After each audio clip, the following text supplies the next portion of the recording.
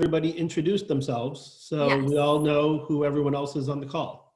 Okay, wonderful. I went first, or do we want to start? John Eisenberg, do you want to go next? Unmute yourself. I would be happy to go next. Thank you. Thank I'm you. John Eisenberg with Elijah Information Technology. Do you want me to give a little pitch about me or just stop there?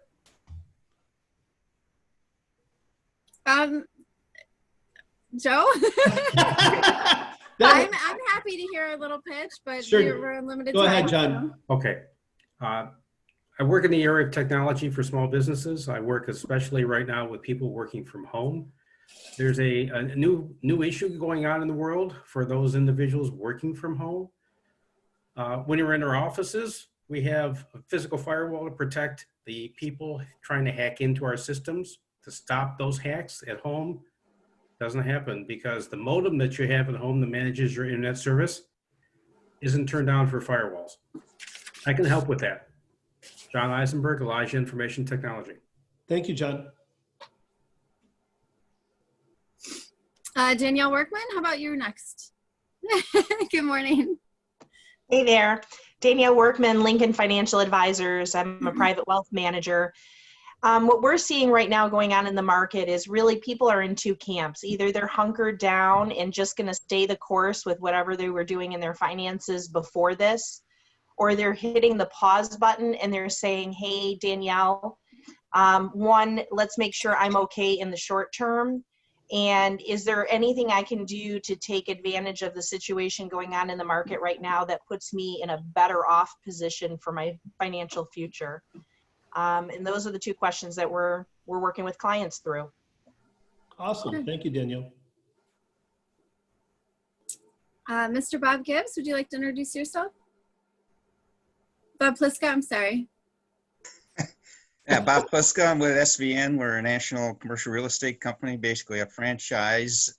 We are actively looking, instead of buying and selling homes, we do commercial real estate, either leasing or buying it. And we're going through all the various product types of office, retail, industrial, hotels, et cetera, identifying the issues in each of the product types and how they fit for either businesses that want to go into various properties or for investors that want to buy real estate. So hotel industry, for example, is experiencing a significant problem. Retail is probably the next down the line, and apartments is probably third down the line as to the difficulties in each of the product types, while office and industrial is probably hanging in there. Thank you, Bob. Mr. Henry Gouthard, welcome. Would you like to introduce yourself? Just hit the unmute button.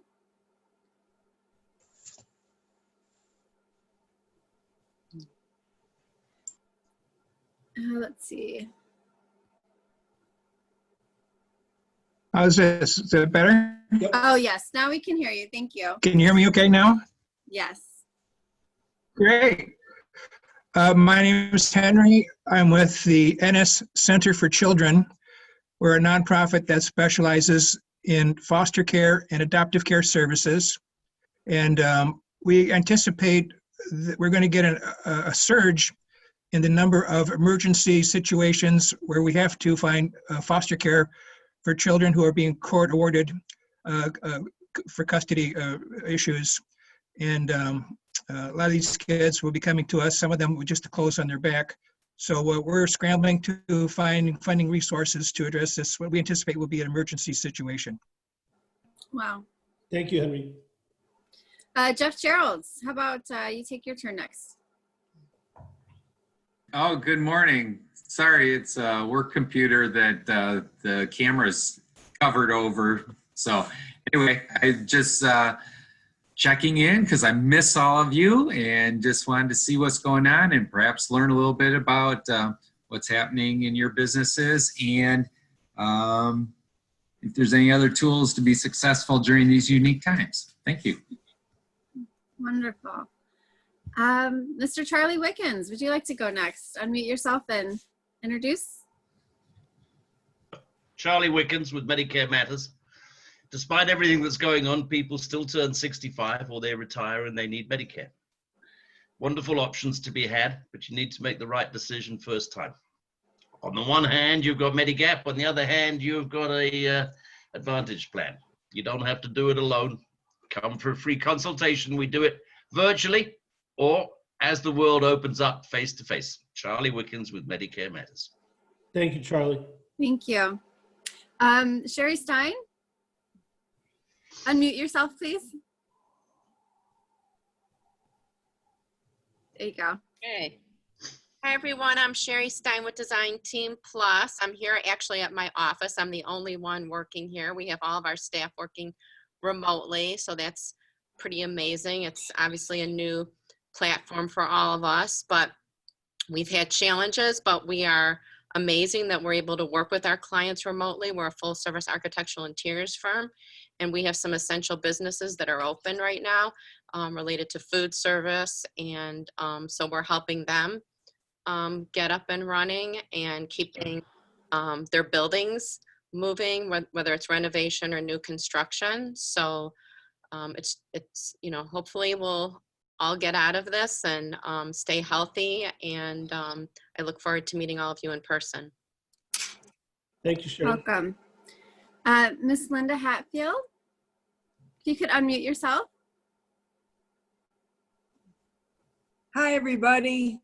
It is great to see everybody this morning. I am with Birmingham Bloomfield Credit Union, and as all of you know, we have money to lend, and we still do. We're actually seeing a surge in our home equity loans and our car loans, believe it or not. And right now we have a home equity 1.99 promotion, and we actually had we had 3.7 million in loans in the month of March. And is what I'm understanding when I talk to everybody at work, that the loans are still kicking in, and I actually am showing up at the office a couple days. Wonderful. Working Mr. Habib Obed, unmute yourself, please. Okay. Yeah. Good morning, everyone. My name is Habib Obed. I'm with Comcast Business. I know in these crazy times, a lot of people are like, oh my God, you're probably dead. Believe it or not, busier than ever now, just because a lot of businesses are moving to home offices or moving to home-based businesses. And I've helped quite a few businesses move to their home bases with like a month-to-month contract. And then Comcast is being very lenient with businesses, and we're doing a lot in the community as well. So hopefully everybody and everyone's family members are safe and healthy, and everyone's, you know, doing well in these crazy times. Thank you. Kim Eberhardt. Good morning. Morning, Kim Eberhardt. I'm with Identity. We are a strategic communications, public relations, marketing, digital firm. So as you can maybe imagine, we are extremely busy right now, trying to, one, help clients communicate to their constituents, to their clients, internally and externally. Also helping clients sort of reimagine what their communication strategy looks like in a COVID-19 era, as well as helping clients manage and pivot their social strategy to, as you can imagine, much like this, a virtual environment, virtual events, as well as reimagining their social content to reflect the current environment. So certainly working hard to help clients communicate in what is an uncertain and kind of new world for all of us. Thanks, Kim. Mr. Bob Cooper, good morning. You could unmute. You can unmute yourself just by pushing this tuba. There you go. Hi, everyone. So I'm at Tiffany Florist, which has 0 flowers in it for the first time ever. And we're hoping to reopen like the rest of you, hopefully sometime in May. And when you need flowers, come see us. We'll have lots, hopefully. For sure. Nice to see everybody up this morning and all gathered together by their computers. They're putting a roof on my house right now, so it's very loud there. So I figured I'd come hang out here at the office. Thank you, Bob. Thanks. Annie, would you like to go next? So Annie from the Birmingham Bloomfield Center, obviously we are closed to the public, but we're still trying to keep connected with the community. We're offering children's art activity kits that we are mailing to individual homes. We're also doing an art challenge every week using whatever you might have at home. And then people are sending us their images of what they've accomplished, and we're putting that on social media. So ultimately trying to stay connected with the community as much as we can. Obviously social media, e-blasts make a huge difference. And then keeping our students also up to date about the canceled spring term or postponed spring term, and keeping everyone happy. The good news is we've only had probably less than 10 people ask for refunds. Everyone seems to be waiting just so that they can come back to the Art Center and take their classes, which I find is a real positive sign. I'm actually going to be on WWJ this afternoon about what we are doing about staying connected with our constituency. Wonderful. That's good to hear. Ellen Mahoney, would you like to go next? Good morning. Good morning. How are you? Good.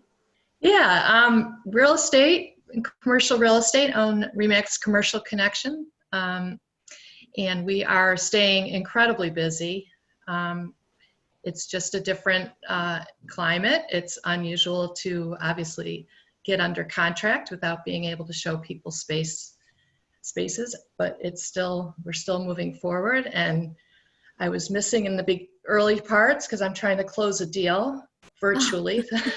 And that's also a whole new environment. I mean, there's some absolute challenges, but it's interesting to watch the markets. I would say that the retail and office sectors are struggling. I'm seeing, I don't know about you, Bob, are you seeing a lot of leases on the market suddenly in the retail and office world? That's obviously going to be a challenge. And the interesting part of it is the prices don't seem to be adjusting relative to the inventory, but we're still swinging. I'm writing a lease now, and I'm selling a couple of green zone properties. So if you're familiar with what that means, it's the marijuana industry is still on fire. They've got a lot of provisioning centers still open because they're considered essential, and not enough products. So they need grow facilities. So we've got 5 or 6 in our office that are for sale right now. So that's Wow. our world. Yeah. Wonderful. Well, thank you. It's good to hear that business is still continuing, maybe not as usual, but it is still continuing. Meredith, would you like to introduce yourself next? Hello, I'm Meredith with the American Lung Association. My kids commandeered our house, so I'm stuck in a little tiny alcove, so sorry you can't see me very well. But we're doing business as usual at the Lung Association. A lot of our other events in the region have been canceled, but we were able to have our successful event on March 1st. So we were very happy about that. And our lung helpline is very busy, obviously, as COVID is a respiratory disease. And so we've been keeping very busy helping people figure out the best method to get help when they need it. So Lung USA, if you know anyone, there's always medical people there answering. Also, the Lung Association has decided to invest $25 million in a COVID-19 action initiative.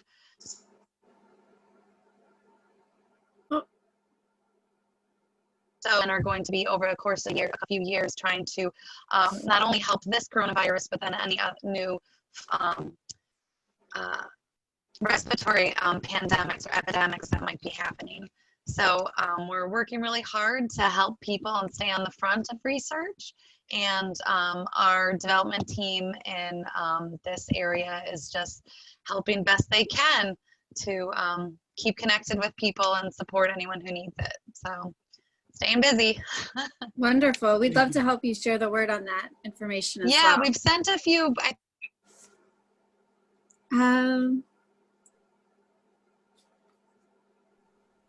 Okay, I think we lost Sent Meredith. out about the new. I think someone there got it, Okay. but I can send it again. Wonderful. Link Wackler, would you like to go next and introduce yourself? Yeah, if you could take yourself off mute.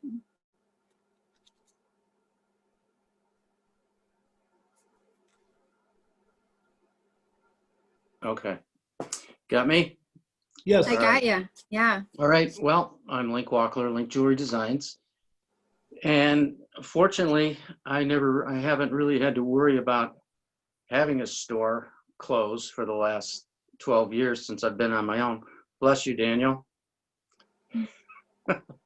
And, I'm still able to do some work, out of my home studio, which I'm in right now. People have been mailing some custom order work to me, mailing their gemstones, and then I'll do my sketches and work with them.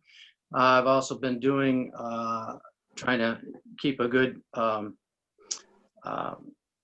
presence on social media. The other day I posted some work that I do, and then I boosted it to different parts of the country, which is my Lifelinks jewelry that I create that helps people focus on what's important in their lives. And it seems like now more than ever, that seems to be, very significant.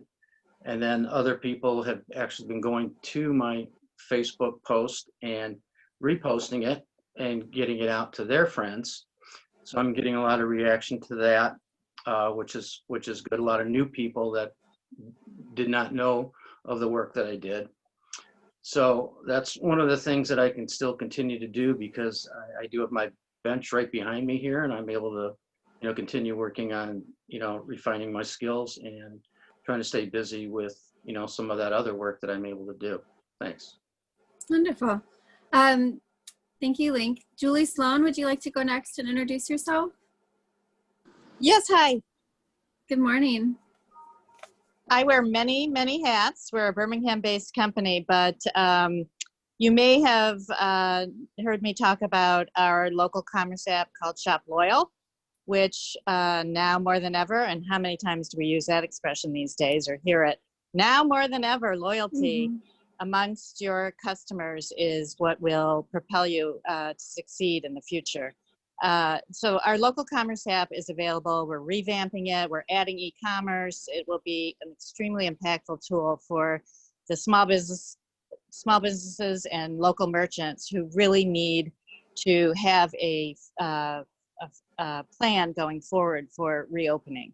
But I also wanted to mention that our company, our parent company, is Startup Nation. We're, like I said, we're based in Birmingham. Our offices are on above Walgreens on Woodward. In that office space, we do many, many things that I think all the members would be interested in. One of them is a podcasting studio, and with remote living these days, podcasting is a huge opportunity for people to get their word out. I'm going to give you my email address at the end, or you can just look me up in the chamber directory, but that's available to members to use. We're also kicking off today, and I'm going to have to pop off this webinar to go into my next activity, which is the filming of a series of stories that are hopefully future focused. Of course, there are many, many struggles and challenges that small business owners are experiencing right now, but we want to share those stories, and we want to hear successes and what are you doing now to prepare for the future. We're in this together. That is the motto of the century or the decade or the day, whatever you want to call it. We are in this together. We want to hear your stories and we want to share them. Tiffany Flores, maybe you'll be our next guest. Tell us what you're doing to survive and get ready for when you are able to reopen. So you can reach me at julie@shoployal.com with any stories. And Kelly, I'd like to work with you on getting the word out to your members as well on that. Yeah, absolutely. Wonderful. We'd love to help you. Pam, would you like to go next? Just unmute your microphone. Hi, Pam. Hi, everybody. Good morning. So good to see everyone. We are Evolution IT Services, and we work with businesses providing technology so that they can do what they need to do to succeed. And boy, has that been keeping us busy now. We have had to pivot and move all of our clients to a remote work setting that's secure, allowing them to do their work and do what they need to get done. And it's just good to see everyone's faces. And one of the things that we specialize in is we provide a personal touch and personal service delivered to each person individually. And helping people work remotely, that has really allowed us to shine because we really do work with each person at whatever their need is. So Pam Sarkeesian, Evolution IT, it's great to see everyone and stay safe. Thank you. I have a little testimonial for Pam. They handle our IT at the chamber, and her husband came and picked up my laptop from my porch to do some work on it and then brought it back to my home. So I was really grateful. It was awesome to do that, Kelly. Thank you. We have someone on the call listed as owner. I'm not sure who that is, but if you want to unmute yourself and introduce, we were glad you're here. Give it a minute and see. Okay. Okay. Well, how about our chamber staff members that are on the call? Cheryl, would you like to say hello? Good morning, everybody. Good morning. What's going on today, is it? I don't even know. But I'm Cheryl. I'm the operations manager at the chamber. So welcome, everybody. Wonderful. Sam, you want to say hi? Hi, I'm Sam. I'm your membership manager over at the chamber. I'm sure I've worked with everyone on this call individually at some point. So don't be afraid to reach out to myself or Kelly if you need our help promoting anything about your business. Wonderful. Well, we're all glad to hear from you, and thank you for joining us today. With that, our main focus of the call today is for Joe to give us an update on some assistance programs that are available for small businesses. So if you're in need or you work with businesses who are in need, hopefully people are taking advantage of those. Joe, I don't know if you want to take over the conversation. Thank you, Kelly. Hi, everyone. I'm Joe. I'm the president of the chamber. Thanks for taking time out of your busy day to be with us. It's great to see everybody's smiling faces, and it's nice to have interaction with lots of different people. Those of us who work at chambers, we tend to be more social people, and we like being in crowds. So you can imagine that this has been a bit of a struggle for your chamber team, but I think we've really kind of started to hit our stride in this new virtual world. So I did want to just kind of give a little update on some of the assistant programs that a lot of you have probably heard about as small business owners and operators, and maybe give you a status on where some of them are. So the most, probably the one getting the most conversation is the PPP loans, which are being administered through the Small Business Administration, which is a federal loan program, which does have a forgiveness aspect, turning it into a grant. You may have heard that there was $349 billion that was included in the CARES Act for the PPP program. When it was first announced, they thought that the funds set aside would be sufficient to handle everybody's needs and requests. The federal government has found out quickly that that is not the case. And in fact, the program is nearly out of money. When they first announced it, they said you had until June 30th to apply for a loan or a grant, and it would be secure. That may not be the case anymore. So I'm telling all of the small business owners, as you're deciding whether to accept any kind of relief or stimulus from these programs, you need to talk to your banker and you need to talk to your accountant to make sure that it makes sense for you operationally and financially to take on a burden of debt that you'll have to service, obviously, on the other side. So If you were planning on applying for a PPP loan, those are the ones that have to be applied for through your local bank. This is not being done through the SBA. So you have to have a relationship with the bank. You have to have them do the application for you. And if you haven't done it yet, I would urge you to try to do it as quickly as possible, because it appears that the fund is going to run dry within probably 24 to 48 hours. There is a bill pending in Congress right now to add another $250 billion to the program, but that has not been approved. My guess is that depending on how many applications are not funded because of a lack of funds, that may spur Congress to get that done and add some more money to the program. But regardless, you really need to talk to your banker. You need to talk to your CPA to see if that makes sense for you as a small business owner operator. There was another program that was getting quite a bit of play, and this is an SBA loan. It's an existing program. It goes by the acronym EIDL, which basically is an emergency disaster loan. The thing that made that really popular with a lot of people is the first $10,000 of the loan was going to be given in the form of an emergency grant. And so if you were applying for $100,000 as a typical loan, the first $10,000 would be given to you as soon as you applied for the loan, and it would be fully forgivable. So it essentially was an upfront $10,000 grant.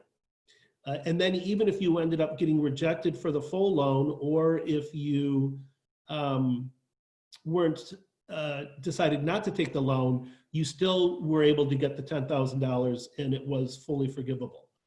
That program also has run out of money and it's been substantially changed to now what it is you get up to $1,000 per employee that is still active on your payroll. So if you have laid off all of your staff, furloughed them or whatever, you no longer are eligible for that $10,000 upfront grant.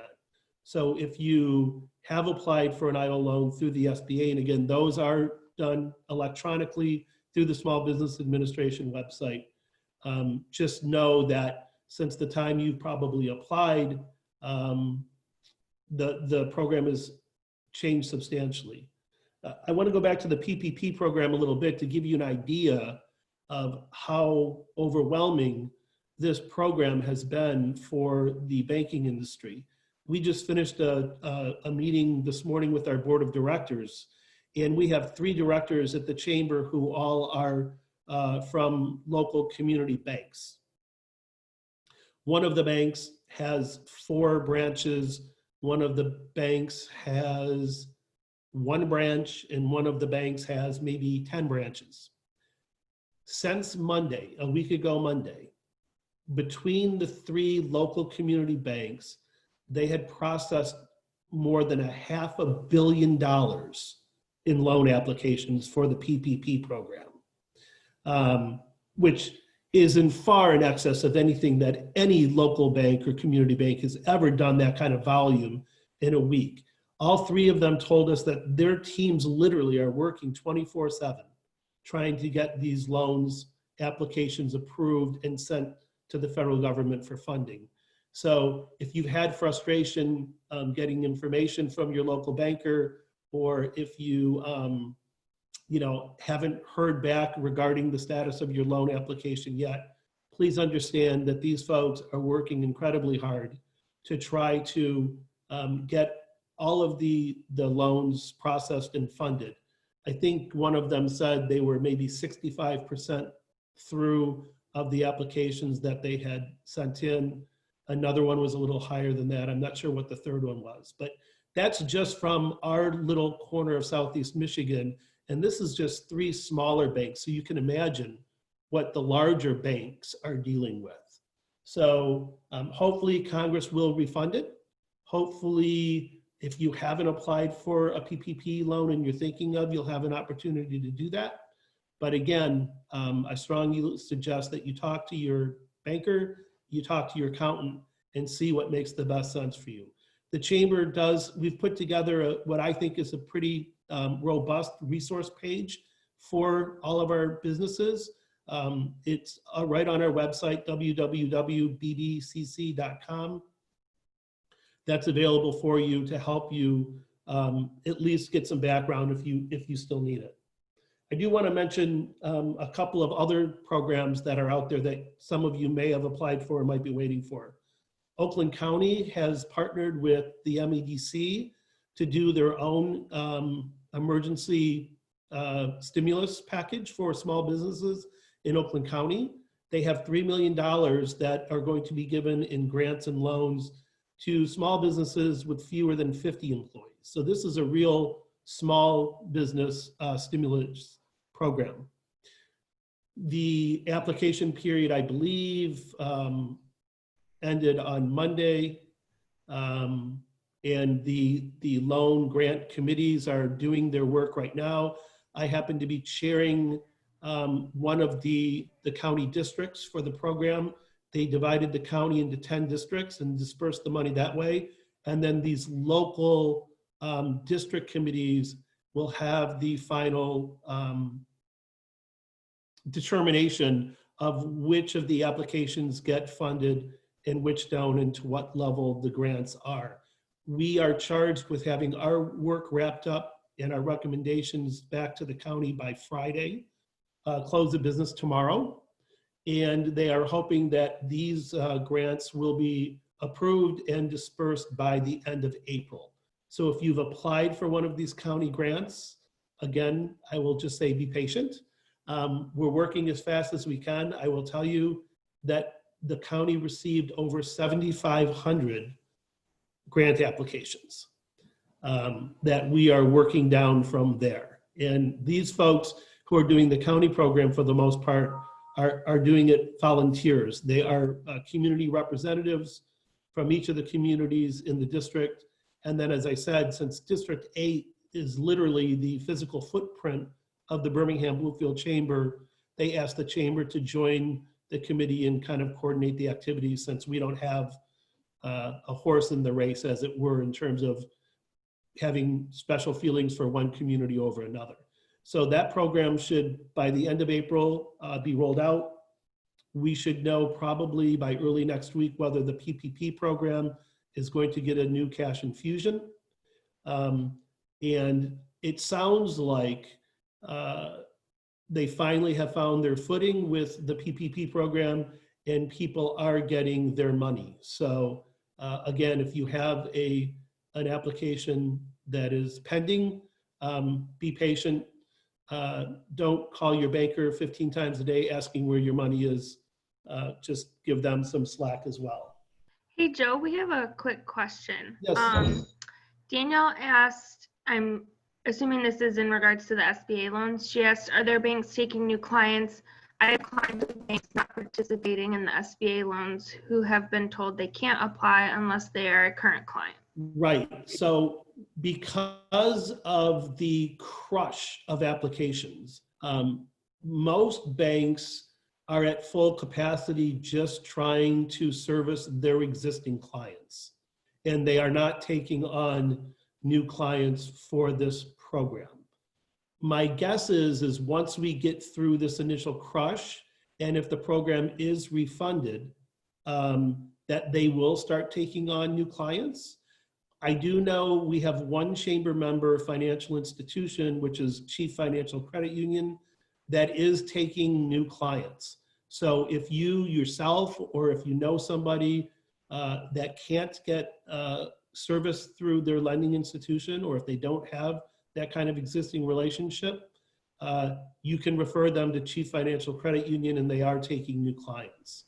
I think in talking again to my three board members that represent banks, they weren't even able to, in what they thought was a timely manner, try to take care of their existing clients, let alone trying to take on new clients. And I think that's why that experience has been there. That I know, especially the larger, the Chase banks and so forth, they've got a pretty firm policy that they will only deal with not only existing clients, but clients that have existing loans through them. So it is a little bit of an additional challenge.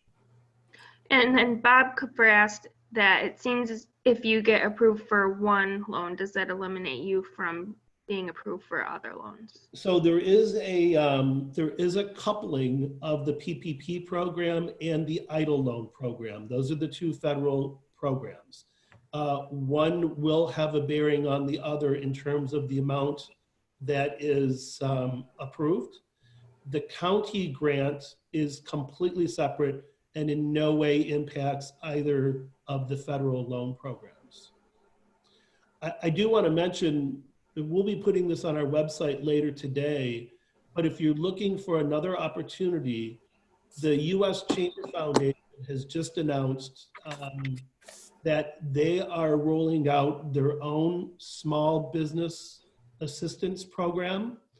I believe it's going to be for businesses with 30 or fewer employees. These are going to be $5,000 emergency cash grants that are forgivable. Because the Birmingham Bloomfield Chamber is a member of the United States Chamber of Commerce, and we are part of its federation, this program will be available to all of our members. The program is going live at 3 p.m. on Monday, and it's going to be a fairly standard online application.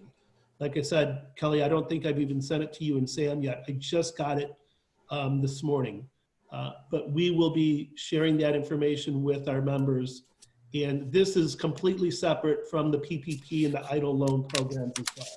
So these will have no weight or bearing on any other applications you might be having done, because this is a private program that is being funded by generous support of United States Chamber of Commerce members who are making contributions to the foundation to fund this program. So keep an eye out for that as well. We'll be sharing that with you this afternoon. I see we have a lot of questions coming in, Kelly. Do you want to just keep firing them at me? It looks like we have one maybe for John or Pam, but Habib says, this is off topic, but I'm looking for local IT to help one of my clients. Please feel free to contact me. And then he put his number in the chat box. So we can facilitate that offline. Hey, thank you. Sorry about that. No, you're fine. It's great. I'm always here. looking to help. You know, we're in one big circle, you know what, and I like to. That's what the chamber's for. Yeah. But that's all the questions we have right now. Does anyone else have questions that they want to unmute themselves and ask to the group? This is your opportunity to, if you have a question that hopefully we can help you with, we're happy to do it. And we're also recording this, so I know it's a lot of information. If you want to go back and listen to what Joe was talking about, you'll have this available too. I have a quick question. Can I get everyone's blessing to take a picture of this and post it on my LinkedIn and tag the chamber? Is that okay? Sure. Yes. Okay, thank you. Thank you so much. Thank and you. Hey, Bob, listen, whenever you open up, I'm going to be the first person to get flowers for my wife. Aww. I got you. Wonderful. Our staff is available. We are all working full-time remotely. So if you have questions that you'd like to send us, email us, call us. We are able to respond to voicemail messages. Our cell phone numbers are on our email on our emails. So we are happy to help and answer any questions you have. We do, if you want to promote programs, we are still running all of our online sponsorship and marketing opportunities. We're here to support you in any way that we can during these odd times that we're living through. So please continue to reach out to our staff. We would, for any reason whatsoever, if we can help you, we will. So, Kelly, what are the, oh, sorry, go ahead. Nope, go ahead. What are the details for the upcoming webinar? Oh, we have 2 webinars coming up. One next week with George H. from One Degree Principal. That one is Emerging Through Crisis. And so I think that'll be a great way to help people understand how to maybe get back to their regularly scheduled lives once this pause and deep breath that we're taking is over. And then on the 29th of April, we're doing another webinar about managing a remote workforce. So if you're a manager of people who are working from home, that would be a great opportunity to sit on. And it's more of an HR webinar from that standpoint. And then we're working on another one for beginning of May, how to stay healthy, how to keep your mind, body, and spirit healthy. So it's a little bit not necessarily business related, but more about personal health and wellness. So that will be coming soon. Thank you. So I have a question for a couple of our members who are on this call. I guess it'd be primarily Bob and Ellen. For a long time, a lot of businesses may have resisted having employees work remotely, and they were concerned with all kinds of productivity and other issues. Now that we've all been forced into this new world, I'm just wondering from each of you, is there a concern at all among maybe the commercial real estate owners that their tenants may be taking a second look at whether they need all the office space that they've been supporting all this time, in light of now many businesses are being able to operate pretty effectively remotely? Go for it, Ellen. Oh, sure. I mean, absolutely. That is a conversation that is circulating out in the industry. People were already doing it. You know, you're seeing people go to shared workspace. It's incredibly popular. WeWorks has a huge project down on Cass in Detroit that's being built out for high-level professionals, you know, attorneys, accountants, those types, and they were already pretty much completely had complete commitments.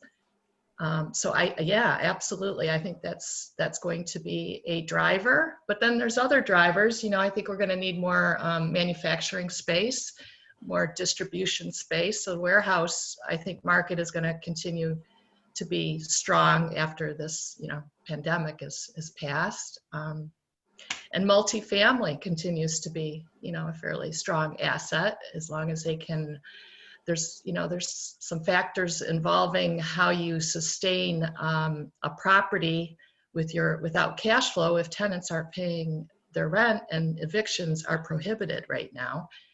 So depending on who you're financed through, if it's Fannie Mae, Freddie Mac, or FHA, there are angles to go in and refinance to a better loan program that has the same sort of criteria that you cannot evict, and that they adjust the loan in order to fit the situation. So that's the stuff that I know about. Just to follow up, I agree with Ellen. There has been a lot of change to going to home office, et.cetera.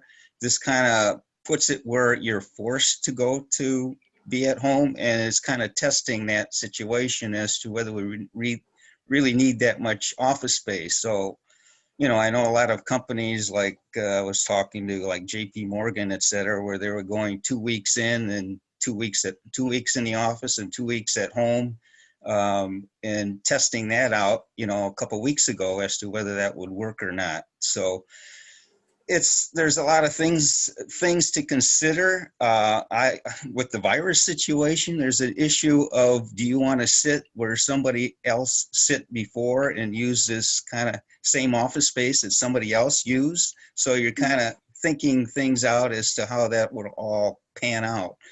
So I guess it's kind of to be seen how, after we get through this, how it all works out. And it's kind of interesting, like myself, I always liked working in my office where there's people I could talk to and go across the hall and talk with. I've got appraisers across the hall who are very involved in the industry, and I kind of miss them. So it's kind of working together, and you know, like you say, we're in the real estate industry, we're social animals like Ellen and I. We like to be out. I see Ellen at the same conferences I go to, and it's kind of miss those conferences. So so it's going to be interesting as to where we are. The plus is, the interesting thing is that on our national call on the office area, of all the areas, office and industrial really made their payments, the rental payments, substantially, like 80% of them did. versus you get into the retail area where only 40% were making their rental payments, and you get into the hotel industry, only there's like a 5% occupancy. And it's quite interesting. I know I was talking to one major hotel owner yesterday who owns probably 7, 8, 9 hotels in the area. And basically what he did is he basically shut down about 4 or 5 hotels and then kind of concentrate anybody that was making reservations to those hotels. He was kind of funneling them into the two or three hotels that he had open to create a higher occupancy for those hotels and reduce the expenses on the others. So as we go along, there's various things that we're looking at as to, in each product type, as to how to reduce expenses and continue revenues as flowing as much as they can. Thank you, Bob.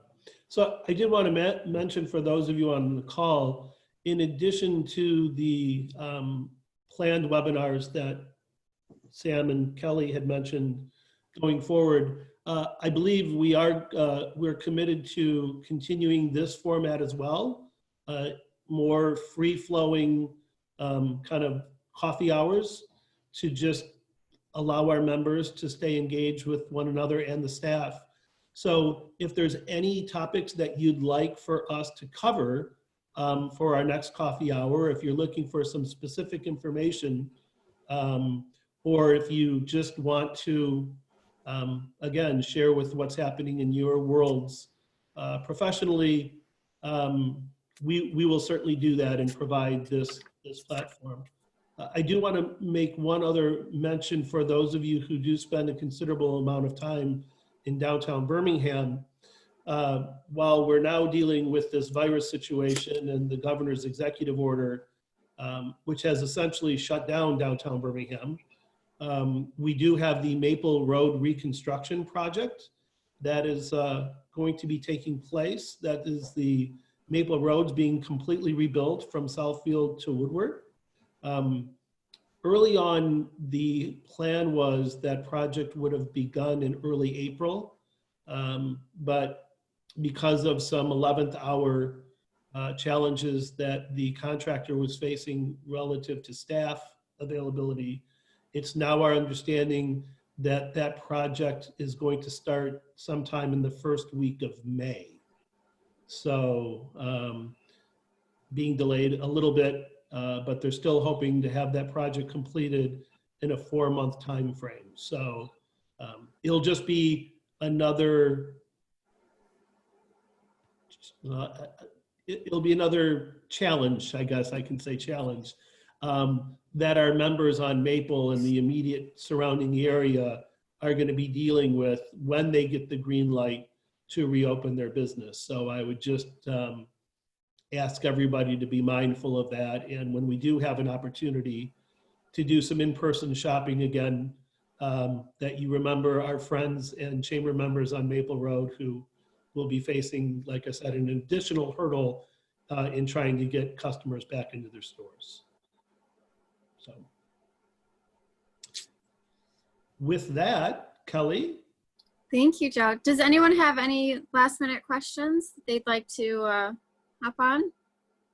If not, thank you all for joining us today. Like Sam mentioned, we are recording this conversation, so we will have that available. If you need anything offline, feel free to email me or the rest of our staff. My email address is kellyb@bbcc.com.